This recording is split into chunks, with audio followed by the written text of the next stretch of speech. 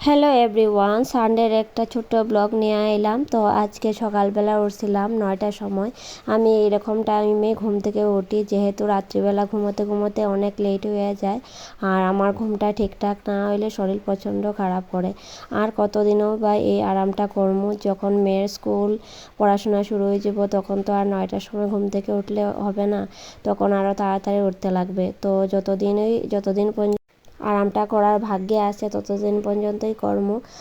যেহেতু একা হাতে সব কিছু করতে লাগে, তো আমি 9টার সময় উঠি বা 10টার সময় উঠি, আমার কাজ তো আমারই করতে লাগবো, কে আর করবো বলো। তো আজকে সকালবেলা বানাইছিলাম রুটি তরকারি।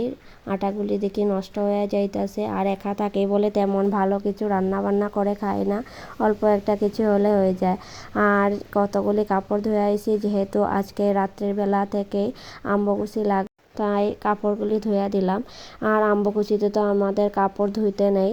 তো কার কি নিয়ম আছে কমেন্টে কইও। আমাদের কিন্তু মানে সার্ফ সাবান এগুলি ইউজ করতে নেই আম্বকুচিতে। আর এদিকে বড়মশাইকে বলেছিলাম 12টা বাজে হাজার বিছানাটা গুছানোর জন্য, ও কীভাবে বিছানাটা গুছাইছে। আর আমার এরকম অগুছালো ঘর একদম পছন্দ না। আমার যেটুকু আছে সেইটুকুকে সুন্দরভাবে সাজিয়ে গুছিয়ে রাখতে আমি ভীষণ ভালো পাই। আর এদিকে আজকে বানাইছিলাম কাটল বিচি ভাজা, ডাল আর কুমড়ো চচ্চড়ি। প্রথম কুমড়োগুলিকে লবণ আর হলুদ দিয়ে মাখিয়ে রেখে দিলাম। তারপরে কুমড়োগুলিকে হালকা ভেজে নিলাম। ভাজার পর তারপর পাঁচফোড়ন সম্বার দিলাম, তার মধ্যে দিলাম শস্য বাটা, আদা বাটা, লঙ্কা বাটা, লবণ আর অল্প একটু চিনি। ভালো করে কষিয়ে তারপর ঝোল দিয়ে তারপর কুমড়োটা দিয়ে দেব। তারপর যে যতটুকু ঝোল পছন্দ করে ততটুকু রাখবে।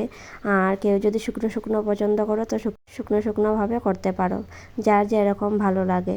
তো যাই হোক, এদিকে আমি কুমড়ো চচ্চড়িটা করে লাইলাম। আর জানো তো, আমার প্রতিদিন একটা রুটিন থাকে, আর এই রুটিনের বাইরে যদি কোনো কিছু করি তাহলে কিন্তু আমার অনেক লেট হয়ে যায়।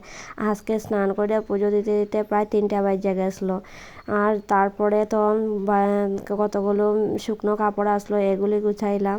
আরও কত ধরনের কাজ থাকে মেয়েদের, তো জানো। তো যাই হোক, আমার ব্লগটা তোমরা কেমন লাগলে সবাই কমেন্টে কইও। Tata, bye bye.